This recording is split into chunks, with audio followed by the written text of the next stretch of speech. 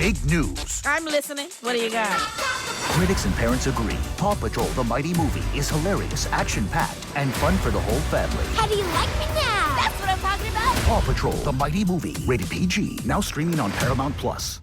Hi, this is Jay Sweet, and you are listening to My Weekly Mixtape with Brian Colburn. We're about to blow your mother minds.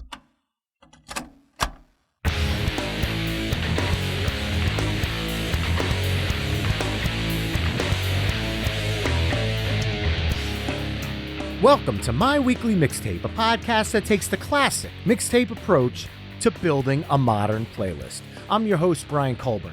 Joining me tonight as guest curator is someone who you might remember from episode 10, the 2000s punk rock episode, as well as the years we hosted Tunestiles Podcast together, Mr. Jay Sweet. Jay, welcome back to the show. Hey, Brian, thanks for having me. It's great to be back and have just another great music conversation with you. Yeah, and this one is something that came about organically because about an hour and a half ago, you and I were texting back and forth about our random music nerdery like we tend to do. And we were talking about songs that we wondered if people knew were cover songs or not. Yes, because you blew my mind a few episodes back when I was listening. You mentioned that Hearts Alone is actually a cover, which I had no idea at all. And with that, I said, well, gee, that would make a fantastic episode. And you responded with, why, yes, it would. I said, well, let's take an hour break here, have a bite to eat, put together a bank of songs, and do this. So there has been no social media plug for this episode. There has been no lead up, no build up. This is as organic as it gets. Great. And I'm looking forward to it right off the top of our heads like it used to be. Yes. Well, before we get started, I want to say that this kind of episode, songs that you didn't know were covers, could be a bit of a slippery slope because I know for a fact that listeners of My Weekly Mixtape range from the casual music fan to full-blown music fanatics. So there may be some songs tonight that you and I bring up that, depending on where listeners stand on that spectrum, might not be shocking to you at all, but I want the listeners to know that, at least on my side, my heart is in the right place with songs that I've brought to the table tonight. Yeah, same for me. I don't think that there's anything, I had no idea that some of these were covers to begin with. And I mean, I've got a good, 40 songs at least here. A lot of them, me, very 80s centric. And we can talk about, look, to be perfectly honest, we could talk all day about how the 1950s and 60s, when rock and roll was new, everyone was covering everyone else's songs because there was nothing else to do. So we'll just, how many versions of Rockin' Robin can there be? Right. So Mustang Sally. Right. Well, depending on what cover bands you go see on any given Saturday. Somewhere right now, Mustang Sally is being played. That's right. Well, let's get down to business. Tonight, as I mentioned at the top of the show, Jay and I will be curating a Songs You Didn't Know Were Covers mixtape, and we're going to use that old cassette deck approach.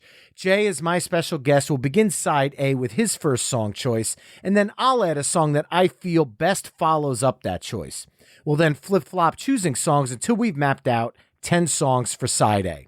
We'll then give our mixtape a proverbial flip, and we'll map out side B, only this time I'll kick things off with Jay choosing second. Our overall goal for the episode is to craft the best Songs You Didn't Know Were Covers mixtape possible through only 20 songs. At the end of the show, you could take our conversation to the next level by visiting the episode page at myweeklymixtape.com to give our final mixtape a listen via the embedded playlist. Finally, if you like what you're hearing on My Weekly Mixtape, you can help me out personally by either telling a friend about the show, leaving a 5-star review wherever you're tuning in, or becoming a Patreon mixtaper at patreon.com/myweeklymixtape. So with that said, Jay, I'm officially pressing the record button on our mixtape, and the floor is yours. What song did you choose to kick off side A? Well, I went back and forth on to a good way to start because there's a lot to choose from. And I could either hit it with my favorites right off the rip, or I could sneak into it. And I think I'm going to go that route. We're going to ease right on into this with a cover that you probably, again, feel free to judge away, because we talked about when rock and roll was new and different people recorded the same song over and over again. So what I'm going to start off with is Gladys Knight and the Pips, Heard It Through the Grapevine, which was actually also done by Smokey Robinson and the Miracles. They shelved it. This is a great story about this song. They shelved that song, and then Gladys Knight and the Pips released their version of it. And then it was, of course, picked up by Marvin Gaye and then Creedence Clearwater Revival. So we got a little foreplay going on there. It's a great song. I am personally a huge fan of the Creedence version because I love the swamp rock nature that they brought to it, and the fact that it goes on for 10 minutes but doesn't feel like it does. And that is a true testament to Fogerty and what the three of them brought together musically. But all of the versions of that song are amazing. Even the California Raisins 1980 something version that came out with the commercial. I had almost forgotten about that. The claymation version. There were a lot of kids at our age at that time that were saying, wow, these raisins even have their own song. That's right. But that is a fantastic song, and one that, yes, if you did not know Gladys Knight, you would not know her version was actually a cover, because hers was the first one to actually show up on the scene, even though the song was written and recorded prior to that. That's right. And even more so to the fact that it's Smokey Robinson and the Miracles who had, or at least the Miracles, it was recorded under the Miracles. So it's incredible to think that someone iconic like a Smokey Robinson, like the Miracles, got kind of trumped by Gladys Knight, who's equal iconic in the music genre on that song. Definitely. What I'm going to do now is follow up that vibe that you're talking about, where a song is written and is released by a band, and you think that it's their song, when actually it is a cover. And the song that I'm choosing is going to raise some eyebrows. I think a couple eyebrows, maybe. It was originally written and performed live by Joni Mitchell in 1969. And it appeared on her album Ladies of the Canyon, which came out in April of 1970. Now, the reason that this might raise eyebrows is because 1 month earlier, in March of 1970, Crosby, Stills, Nash & Young released the Deja Vu album, and that album contained the song Woodstock. And Woodstock was originally written and performed by Joni Mitchell, but because of label shenanigans, Crosby, Stills, Nash & Young's came out 1 month earlier, making the original songwriter seem like it's a cover version, which I think is hysterical. And this is 1970. This is pre-internet. This is pre-MTV. This is radio airplay only. We're talking here. Right. Another interesting thing about this song that ties it into I Heard It to the Grapevine is that in 1970, there were 4 versions of this song that were released. The other 2 versions released in that same year, British band Matthew's Southern Comfort released a version in July of 1970 after they got a huge reception to a live rendition they performed on the BBC network. So they went and tracked a studio single. And then the Assembled Multitude recorded an instrumental version of the song later in 1970 as one of those, do you know, in like the 70s, they would put out these instrumental versions of the Beatles and all these different albums. This was a bunch of different songs. Sure. Yeah. And this version has like a James Bond feel to it. It's a really wild instrumental version, but Woodstock was a single 4 different times in 1970. And if for the people that know the Crosby, Stills, Nash & Young version are right to assume that they're the first ones because it's the first one released, when in fact it is a cover song. And you mentioned it was written by Joni Mitchell, right? Originally? Yes. And they got to the recording first. Again, you mentioned record company shenanigans. That's going to come up a lot in this episode, I think. Oh, definitely. Yeah. And this is one of those things where, I mean, look, a good song is a good song. And obviously, there's no denying the power of Joni Mitchell's songwriting. And everybody knew it. Everybody knew she had the magic touch when it came. And that is why people from America and in London, where everybody was trying to get their hands on this song because it spoke to the time. And she is one of the premier songwriters of that era. Yes, and iconic. Again, we're going to probably overuse that word like we usually do. But she's an amazing songwriter. And, her contribution to the music scene echoes through today, which it's the longstanding stuff that she's done all the way through Big Yellow Taxi with Counting Crows and Vanessa Carlton. Yeah, and a lot of people didn't realize that was a cover either. So. That's but right. that might be one where a lot of the younger people didn't realize it was a cover, whereas our parents at the time immediately said, wait a minute. Yeah, and I think that's going to be pointed out a lot here is some of this stuff is going to be obvious to people of a different generation than it would be to, say, my kids or exactly. Yes, it's definitely a generational gap here.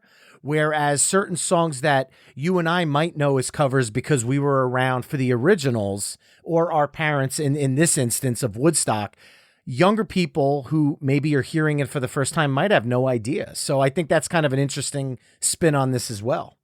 Excellent point. All right. Gladys Knight and the Pips, Crosby, Stills, Nash and Young. What do you got for track 3, Jay? Let's keep going in this little groove that we've got going, this 60s, 70s groove that we've got going. A lot of heavy metal fans will recognize this next song by Judas Priest. Diamonds and Rust was originally written by Joan Baez, and it was a song actually about her relationship with Bob Dylan. It's a great song, and Judas Priest has several because you scooped me on the band. I had the Green Manalishi on my list, which was originally recorded by Fleetwood Mac. But a lot of people knew the Judas Priest version was kind of their introduction to it. And then there are other versions of Judas Priest songs where it's a little more obvious, like their cover of Johnny Be Good. Right. And this one, I mean, how would you not know? You listen to a song like that, Diamonds and Rust, and you're like, oh, yeah, this is definitely some British metal, British steel. Here we go. And that came out of the straight out of the 60s with Joan Baez. All right. Now, coming out of Judas Priest, now I kind of want to lean into that hard rock side you're going with here. And I think I'm going to go with one that might be a little bit obvious for this episode, but I'll be perfectly honest. I didn't know this as a kid when I was rocking out to Quiet Riot in the early 80s. I had no idea that Come On Feel the Noise was originally recorded by Slade in 1973 as a non-album single. So following up Judas Priest, Diamonds and Rust, I am going with Quiet Riot's Come On Feel the Noise. It's one of those anthemic songs. And I'll be honest, when I listen to the Slade version and I listen to the Quiet Riot version, sans Kevin DuBrow's amazing vocals. I mean, one of a kind vocal delivery. He had the rock voice that so many people just dreamed to be able to nail with such ease. He was such a one of a kind talent. The Slade version, there's not so much difference in the song. Quiet Riot didn't reinvent the wheel with it. They just played it as they would play any Quiet Riot song. Maybe it might have a little bit more oomph and a little bit more energy, but the Slade version is heavy as hell as well. Absolutely. And I got to tell you, so you scooped me, of course, there with Quiet Riot. Quiet Riot, for all intents and purposes, could be considered a Slade cover band because not only was Come On Feel the Noise a Slade song, but I believe Mama We're All Crazy Now was also a Slade song. And that's the one I had on my list. Yeah. I mean, Slade, when you talk about underrated rock bands of all time, Slade has to be in that conversation. Absolutely. All right, so how do I follow? We've made a terrific jump here from Gladys Knight to Pips and Joni Mitchell to Diamonds and Rust, and now Quiet Riot. So let's stay on that heavier side, that rock and roll side, and let's talk about how much we love rock and roll. As Joan Jett, or should I tell you, the Arrows had once told us back in the day. That's, again, I grew up in the 80s, and, Joan Jett was fierce on the scene. She's one of my favorite artists of all time, and I would never have known that I Love Rock and Roll was a cover. I did not know that as a kid. My parents did. So I knew that little tidbit of information a little younger than most. But Joan Jett did a lot of covers back in that era. Because if you think of her cover of Crimson and Clover, right, she did Dirty Deeds, which the entire album that was from was nothing but cover songs. So there were a lot of cover songs sprinkled in the mix of Joan Jett and the Blackhearts. Obviously, the most iconic, I Love Rock and Roll. When I listen to the Arrows version, I'll be honest, it is probably the closest note-for-note rendition of a cover that I have on my list tonight. Because when you listen to the Arrows version, musically, it sounds very similar to what Joan Jett and the Blackhearts did. It just doesn't have Joan Jett's growl and snarl to it, which is what I think really set the two apart. Definitely. And it's more that she brought it to life across the pond, as it were, and had just brought that intensity that Joan brings to every record that she does. Well, I am going to continue leaning into this with one that I did not know for the longest time was a cover song. And it was originally recorded by someone called Jake Holmes in 1967 for his debut album, The Above Ground Sound of Jake Holmes. A year later, a band called the Yardbirds reworked the song with a new arrangement and included it on their Yardbirds 68 album, which was produced by the one and only Jimmy Page, who then took this song, Dazed and Confused, to Led Zeppelin, and the rest is history. Even though Jake Holmes' version still has that psychedelic trippiness to it, Led Zeppelin's became the definitive version of the song, to the fact that people didn't even know it was a cover for such a long time. Yeah, until he sued them. Yeah, exactly. It just became the version of the song. And that's something that when you create a cover that completely eclipses the original to the point that people, I don't want to say forget, but people, yeah, that's the only word I could use, that they forget the original even existed. Yeah. And now, granted, there's a gray area here because Jake Holmes' version has different lyrics, but when you listen to the two back-to-back, it's very obvious that Led Zeppelin's version is a cover. Yep. And when you say to somebody, Dazed and Confused, the first band they say is Led Zeppelin. They don't say Jake Holmes. And there's a reason for that. And they don't even say the Yardbirds. Right. And Yardbirds did have Jimmy Page in it, but still, it wasn't Robert Plant's vocal delivery, which again, that separated it from the Yardbirds version and separated it from the Jake Holmes version. And I feel like this one, for classic hard rock fans, might be a little, come on, Brian and Jay, I know this was a cover. But for the casual music fan, they might be surprised by this one. So this one I had in my list as a possibility to use, but coming out of Quiet Riot and Joan Jett, I felt like it was the perfect time to squeeze this one in. Awesome. A great pick. Let's dial it back into some funky rock and roll here. I'm going to talk a little bit about something you had touched on a little while ago, was Fleetwood Mac. And if you had asked me a few weeks ago, even, if you say the words Black Magic Woman, your thoughts are Carlos Santana. That's not true. Originally, Fleetwood Mac recorded Black Magic Woman, and then Carlos got his hands on it, and oh boy, I just lost who's the vocalist for that record? Greg Raleigh from Journey. Greg Raleigh, yep. From Journey, that's right. So Greg Raleigh threw his vocals at it, and really laid out that really cool pipe organ in the beginning of it, and just magic happened. Fleetwood Mac was always an amazing band, even in their earlier era before the Nicks Buckingham phase.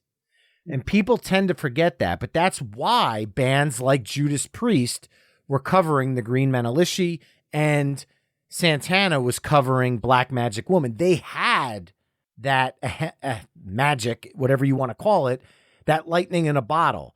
And no matter who was part of Fleetwood Mac, every one of their eras was iconic. And I think that is a testament to Mick Fleetwood having his finger on the pulse of music throughout all the iterations of the band, even into the 80s when they dialed into the AOR sound for the late 80s Little Lies. They knew how to keep their finger on the pulse and stay relevant decade after decade after decade. And I think while Santana's version is the definitive version, Fleetwood Mac's is still incredible. Absolutely.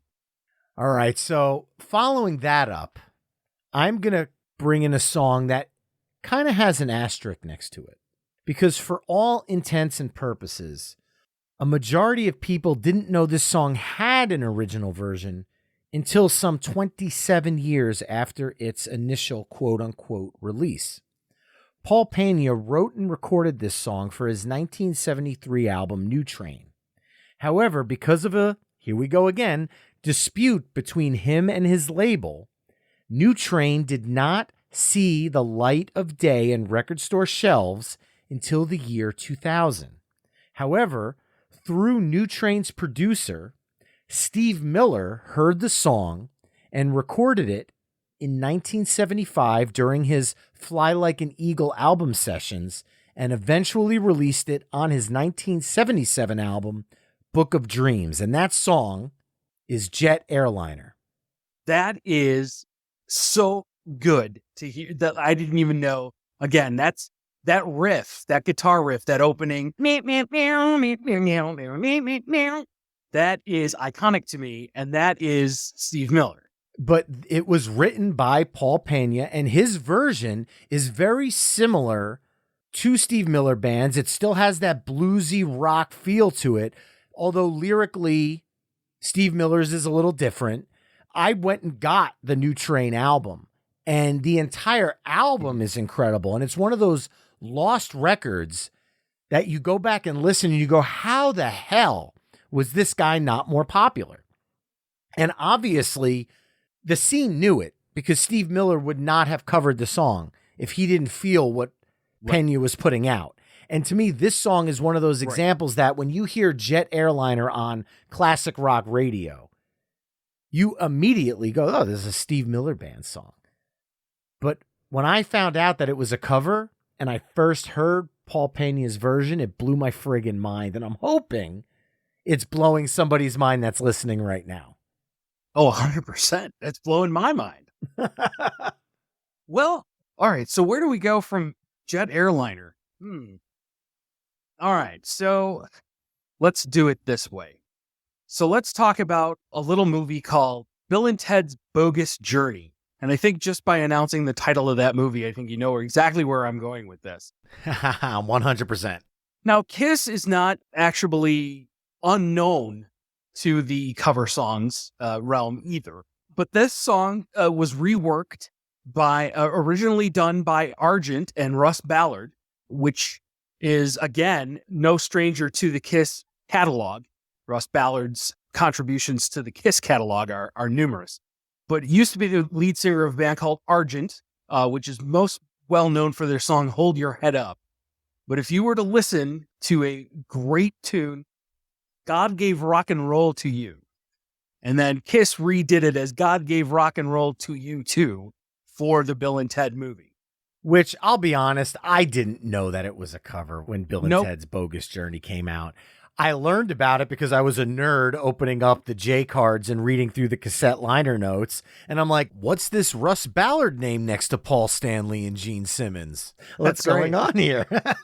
But I love that song, and coming out, it's very anthemic. I mean, I could see why Kiss did it. And then obviously thinking about the movie soundtrack and thinking about Bill and Ted's Bogus Journey, it really is the perfect song for that movie, regardless of who wrote it originally. And I absolutely love the pick. And to close out side A, I am going to go with something you mentioned right at the top of the show, Jay. You spoiled it at the beginning, but for those that don't know, originally recorded by I-10 for their 1983 album, Taking a Cold Look, I am going with Hearts Alone because it is an anthemic side closer, and I need to continue that energy from God Gave Rock and Roll to You. And how else can you do that besides Ann effin' Wilson and her amazing vocals? There is no other way. And that's a great way to close out this tape for sure.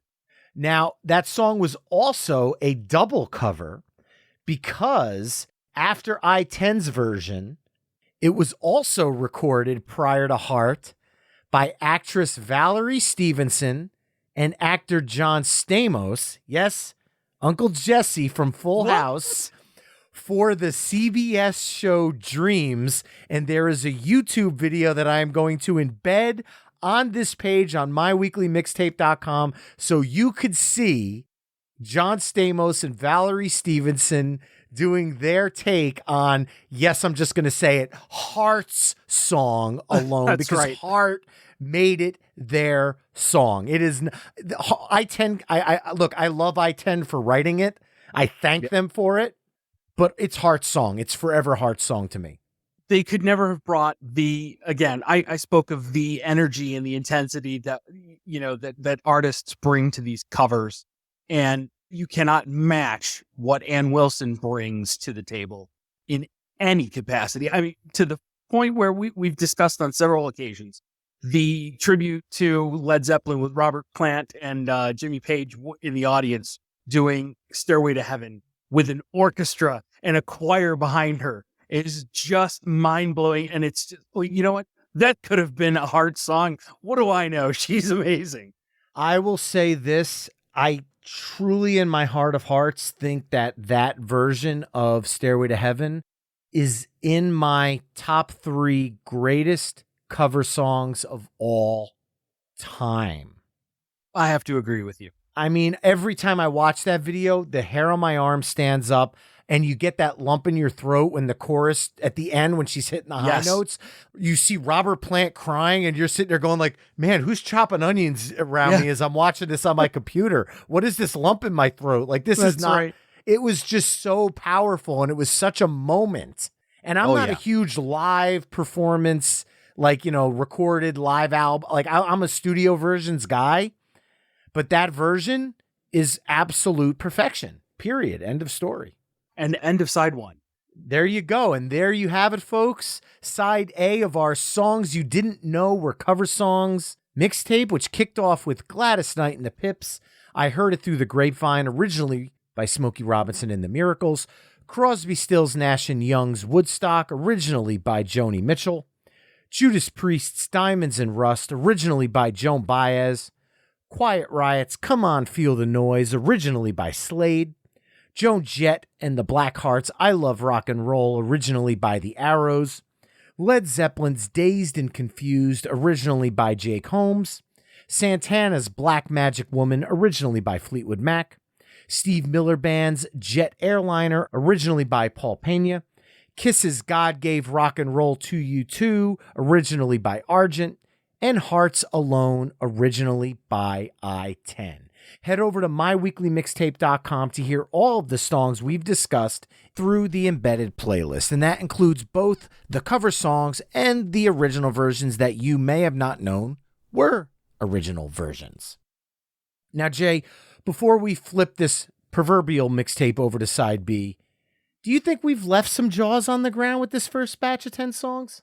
Maybe a couple. Like I said, it's going to be generational. It's going to be, my parents were young, wouldn't have necessarily known that Dazed and Confused. I don't even think that my dad knows Dazed and Confused is. But he's, big band musician and was very much into jazz and big band swing. So not very much of a rock and roll fan. But my mom was into all the country music and everything else. She was the pop side of things for me. So, yeah, I mean, but your parents, to your point, your parents knew that some of these songs were covers and pointed that out to you, like the Arrows. So it's anybody's guess at this point. Judge away if you must, but some of those caught me off guard. And I know that when we get into side 2, I'm sure there'll be more that you're going to say, how did you not know that that was a cover?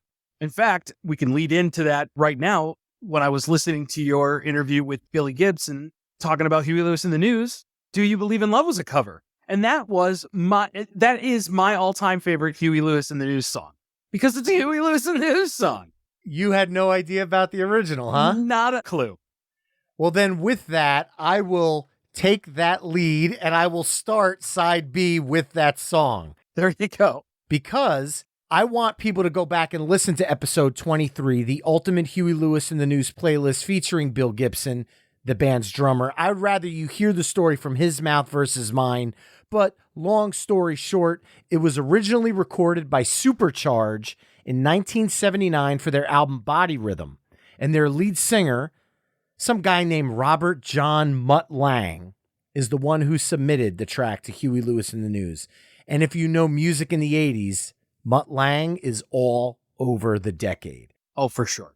And he knew what a hit song was, and obviously so, because Do You Believe in Love is just that. And yes, when I first found out that that was a cover, because you cannot find that version on Spotify, I was like, are you kidding me? There's just no way. There is no way.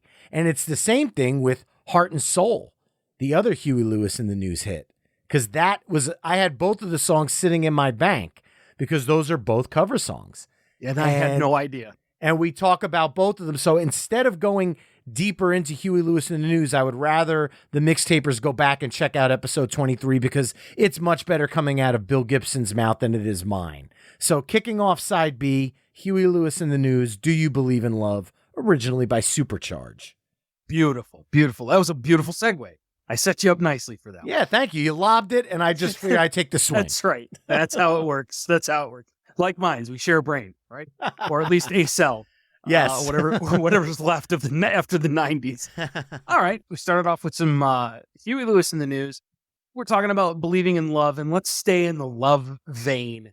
Everybody knows a little movie Ghost with Demi Moore and Patrick Swayze, the late, great Patrick Swayze, and that iconic scene where we got clay everywhere. And that I'm just going to leave it at that. But the song that was playing in the background of that scene was Unchained Melody by the Righteous Brothers. That was, as far as I was aware, and I was a big fan of the Righteous Brothers. That was their song, but it was in fact not their song. The original, again, when I talked about earlier, the rock and roll was new and kind of everybody had a version of everybody else's song at one point or another in the 50s and the early 60s. This song was originally done by Les Baxter in 1955, and then it was covered by 3 other artists before falling into Bill Medley and Bobby Hatfield's hands. That song, honestly, is the Righteous Brothers to me. They, like Hearts Alone, made the definitive version. But when you go back and listen to the others, you go, wow, that, I mean, at the end of the day, an amazingly written song is an amazingly written song. And Unchained Melody might be one of the greatest love songs ever. For sure. It's just so timeless because think about this. Ghost came out. Was that in the late 80s or early 90s? Good question. I want to say early 90s. Oh, actually, I just Googled it while you were thinking. It was 1990. See, I am not a movie guy, so I do have to cheat when it comes to that stuff. So I was kind of right. 1990, depending on who you ask, could still be the end of the 1980s. So, but again, that is several decades after the original, and it still felt real in the 90s. Absolutely. Think about this. Boyz II Men did their version of In the Still of the Night, originally by the Five Satins. And it's still, because of Unchained Melody, there was that kind of era where in the early 90s, old doo-wop felt modern again. It kind of did that full circle movement where the old sound sounded fresh and new again. So to me, Unchained Melody did that because of the use in Ghost. And pivoting out of that, I just want to go with this next song. It's a total 180. I'm just blowing the playlist up here, but I have to be honest, this is one that I recently learned was a cover song. And the only tie that it can have to Unchained Melody and Do You Believe in Love is that it involves love in some sort. That's the only tie, because I'm going into a completely different genre here, and one that we haven't touched on yet for the most part, and that is country music. In 1991, a band called the Marcy Brothers wrote and released a song called Don't Tell My Heart. And it didn't really go anywhere. And then a year later, a man with a purpose and a mullet changed the face of country radio and took Achy Breaky Heart to the top of every chart there ever was. Billy Ray Cyrus' Achy Breaky Heart is a cover song originally recorded as Don't Tell My Heart by the Marcy Brothers. What tie does that have to Huey Lewis and the News, Do You Believe in Love, and the Righteous Brothers' Unchained Melody? None. But this one shocked me that it was a cover, so I'm hoping it's shocking somebody listening right now. Well, I got to tell you, I worked in country radio right around the time that that song was climbing its way up the charts. And so I knew that one was a cover, but I had never heard the original. So all I knew, because country music and I don't get along very well. I don't think there's any other way to put that. We're not friends. But I did a quick stint. For those of you who knew me and from way back, know that I worked in country radio at Country 108 in Syracuse, New York, right around the time when Garth Brooks blew up, and Martina McBride and Faith Hill, and Billy Ray Cyrus was another one of those artists. And I'll tell you what, I kind of dog on country music, but there are a few songs out that have been released that are out there that I'm like, you know what? That is a good song. And I'm sorry, a good song is a good song. We've said it all since our Tunestiles days. Words by Heart is probably one of those, oh yeah, just take you back to high school. And yeah, I remember I found the letter that you wrote me that broke my heart. Like, and you slipped it in my Letterman's jacket. You know, okay. But let me go back, and since it's my turn to pick the next song here, I'm going to go ahead and stay in the country music vein, believe it or not. And actually, we could talk about All for One being a John Michael Montgomery cover band for the most part. But one of my favorite songs growing up, because of my mom, was a song by Juice Newton called Angel of the Morning. And it had such a beautiful melody and just the haunting music behind it, the way that the arrangement was behind it. But that went on to be covered by Chrissy Hynde, The Pretenders, and I think it featured on Friends, did it not? Let's just say my wife, being the biggest Friends fan that I know personally, would be very upset with me if I didn't give that a resounding yes. So, yeah. There you go. Well, it was originally recorded by Evie Sands in 1967, and I had no idea who Evie Sands even was. I grew up with the Juice Newton version, and that version is my version because my mom. So I had no idea, and I went back and thought, oh, all right, Evie Sands, 1967. And it is a beautiful, it's still just, it's a gorgeous song. It's one of my favorite songs. And then obviously you have to fast forward a few years because Shaggy had Angel, which lifted that same melody. That's right. For his reggae version. That song, again, just kept coming back and back. That's and back. right. Why? Because it's so damn addictive. And if you think about it, if you listen to that song, the bass line fits in perfectly with The Joker by Steve Miller Band. Boom, boom, that's right. Boom, boom, and Leaving Las Vegas by Sheryl Crow. And that is why Blues Traveler used to cover that song and mash them all together because of the way they flow so nicely into each other. You're kidding. Yes. Yes, so they did. I got a funny story about that. So this is actually how I found out that Unchained Melody was a cover, with the Righteous Brothers version was a cover. I was working with a band called Street Corner, fronted by the amazing Jimmy Mitchell in Syracuse, New York, and just a 5-piece a cappella doo-wop crew. And they sat and they did the whole finger snapping, toe tapping, and doo-wop thing with the ooh-ahs and the vocal harmonies behind it in 5-part harmony. It was beautiful. And when I would fill in for one of the singers, every once in a while, I'd come out from behind the soundboard and kind of became the honorary 6th member of Street Corner 5. And they started doing Angel by Shaggy, and then riffed into Joker by Steve Miller, and then riffed into Leaving Las Vegas by Sheryl Crow. I can't believe that Blues Traveler did that. That's funny. Yeah, it's an awesome, awesome tune. And obviously, look, you're going G, C, D for a chord progression. They're not rewriting the book, but it's just such a perfect progression. Oh, for sure. Following up Juice Newton, I want to go with another female artist here. So I'm going to go with a song that was originally recorded in 1993 by a Danish singer named Liz Sorensen.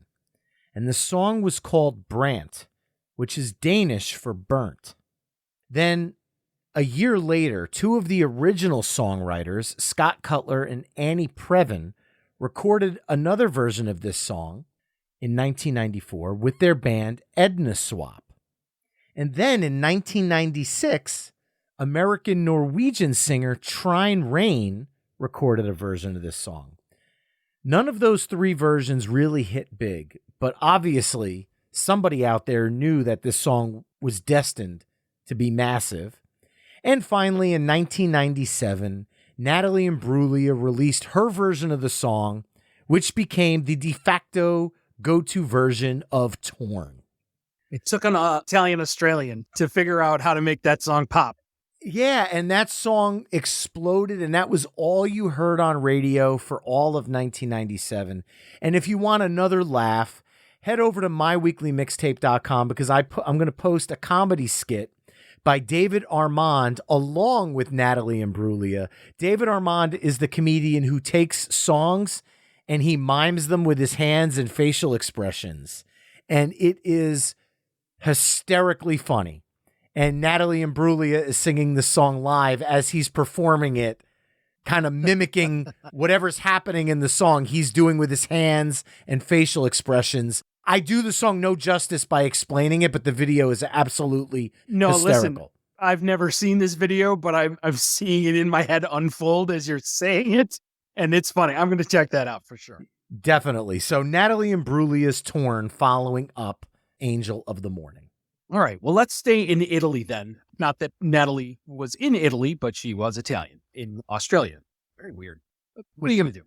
A little song by a young lady who unfortunately once again left us too soon. Miss Laura Branigan had a very famous song called Gloria, which was originally an Italian song.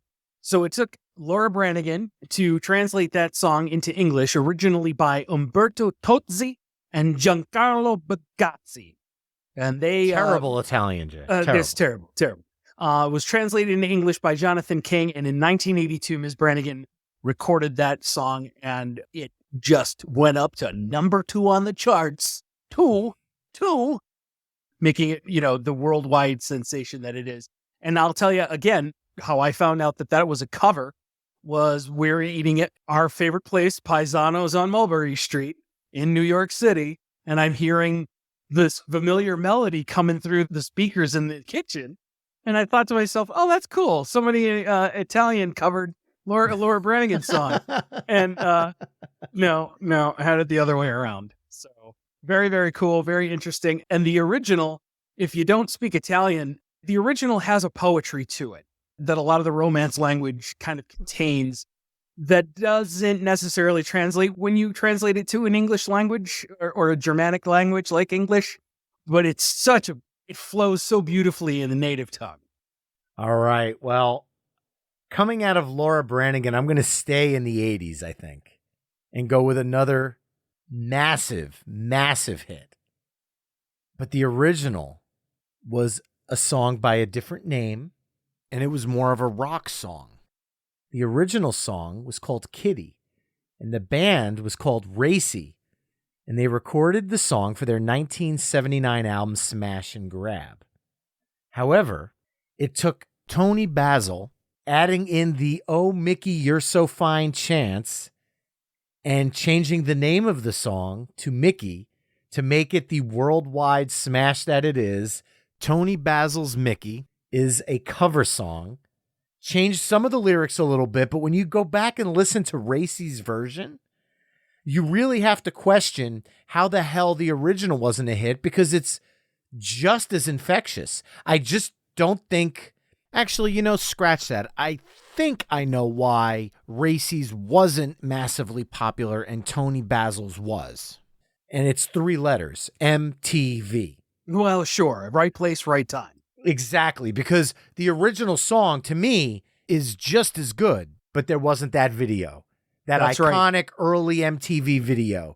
And I think that's why this song kind of gets overlooked as a cover song. So, again, I don't know if this one is a holy crap, that's a cover moment, but when I first heard the original, I'm going, when did a rock band do a version of Mickey? And then, like the nerd I am, I did some research and found out Mickey was the cover version. That's pretty cool. And so Tony Basil was kind of Paula Abdul before Paula Abdul, right? She was a choreographer, or she was a dancer. And I remember that. And then she had that one hit.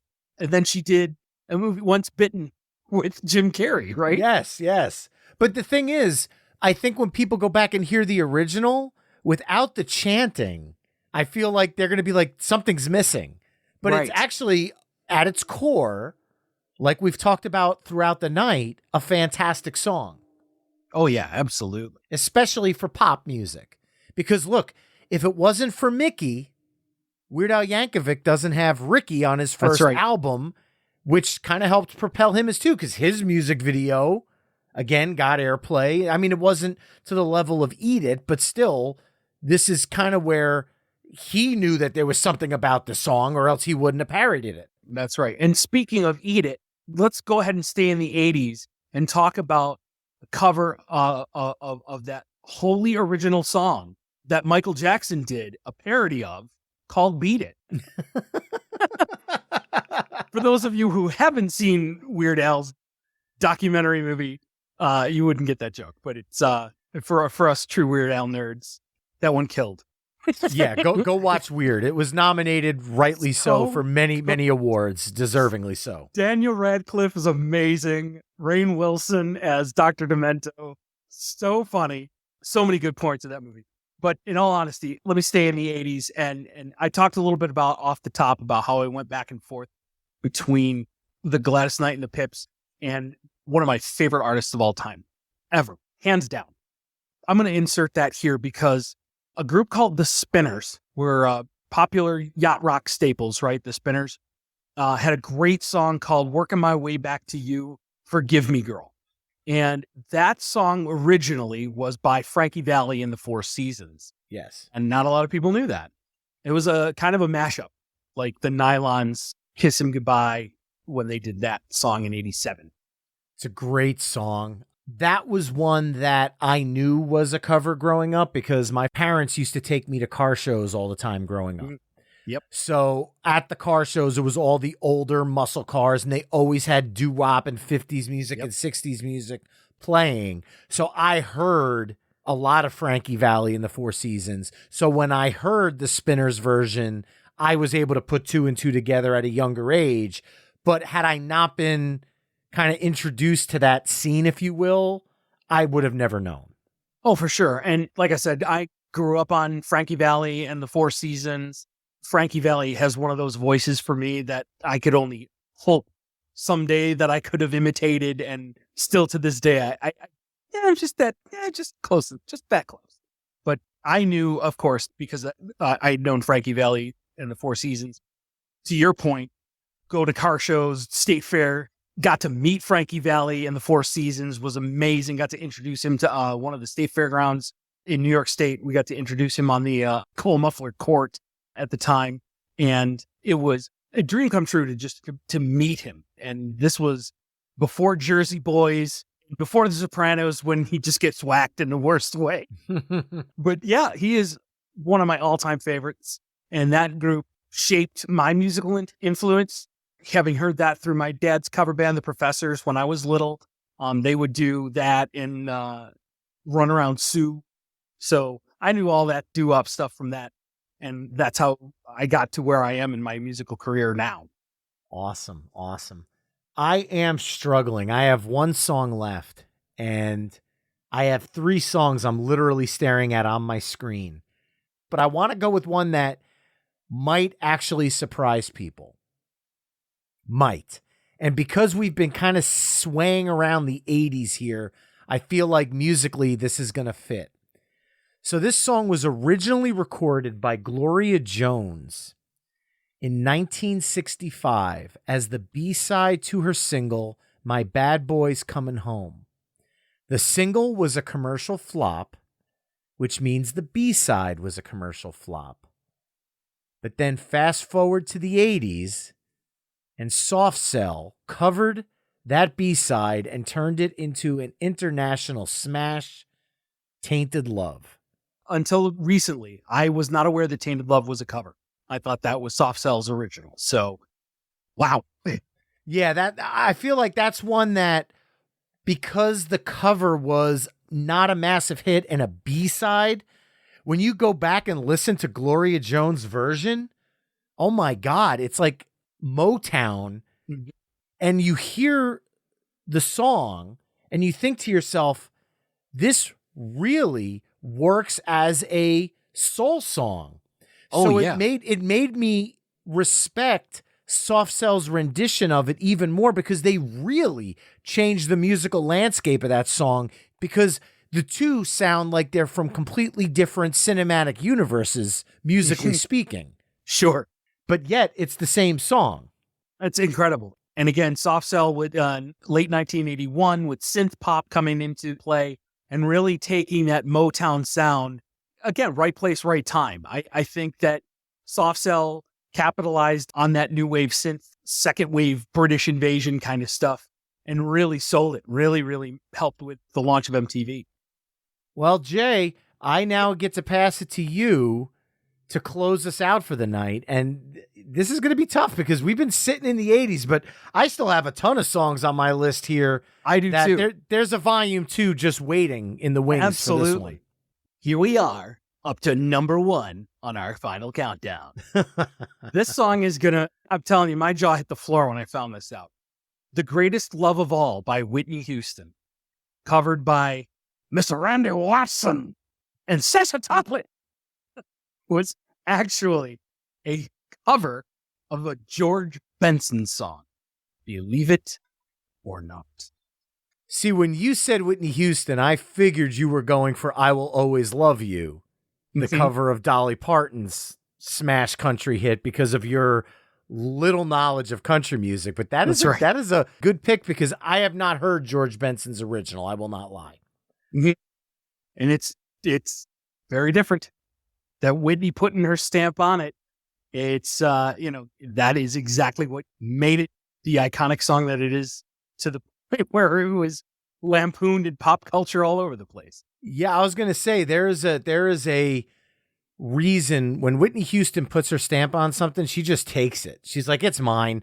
Because Dolly Parton is one of the most recognizable voices in music history. Is that a stretch to say?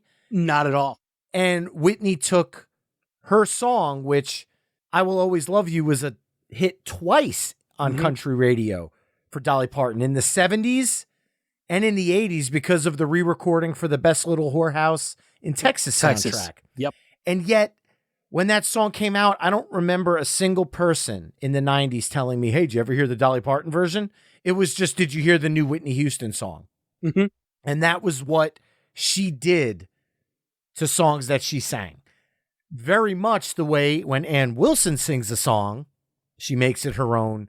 Whitney does her thing and makes it her own. So I think a perfect bookend to close out side 2 of the ultimate songs you did not know were covers playlist, which kicked off with Huey Lewis in the News, Do You Believe in Love, originally by Supercharge. The Righteous Brothers, Unchained Melody, originally by Les Baxter. Billy Ray Cyrus, Achy Breaky Heart, originally by the Marcy Brothers. Juice Newton, Angel of the Morning, originally by Evie Sands. Natalie Imbruglia is Torn, originally by the songwriters in Edna Swap. Laura Branigan's Gloria, originally by Giancarlo Bagazzi and Umberto Tozzi. Tony Basil's Mickey, originally by Racy. The Spinners' Working My Way Back to You, originally by Frankie Valli and the Four Seasons. Soft Cell's Tainted Love, originally by Gloria Jones. And Whitney Houston's The Greatest Love of All, originally by George Benson. Remember to head to myweeklymixtape.com to hear all the songs we've discussed in this mix through the embedded playlist. And that includes both the cover songs and the original versions that you may have not known were original versions. Jay Sweet, as always, this has been a blast. Thank you for joining me on the show, and I'm looking forward to our next episode together. Thanks for having me back, Brian. Remember, you can find My Weekly Mixtape on almost all of the social media haunts at My Weekly Mixtape. You can also head to myweeklymixtape.com to check out the full catalog of My Weekly Mixtape episodes. Finally, if you like what you're hearing on the show, you can help me out by either telling a friend about the show, leaving the show a 5-star review wherever you're tuning in, or becoming a Patreon mixtaper at patreon.com/myweeklymixtape. That's all for this week. Thanks again for listening. And until next time, enjoy the tunes.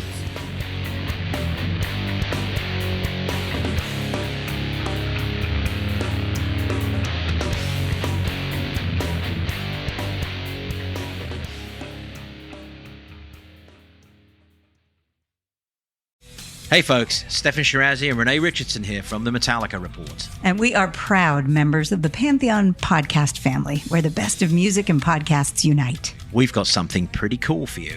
We're giving away an exclusive Metallica merch package worth over $250. That's a whole lot of Scary Guys, Skulls, M72, and other sought-after Metallica swag. And we've made it easy for you to win. Follow and share the Metallica Report, and you're in the game. Go to pantheonpodcast.com/Metallica, enter your email, and hit that button to be entered to win. And just like that, you're eligible for our monthly exclusive Metallica merch package. And guess what, rockers? You can enter every month, so just do it. And while we love our global brothers and sisters, the lawyers won't let us ship outside the U.S.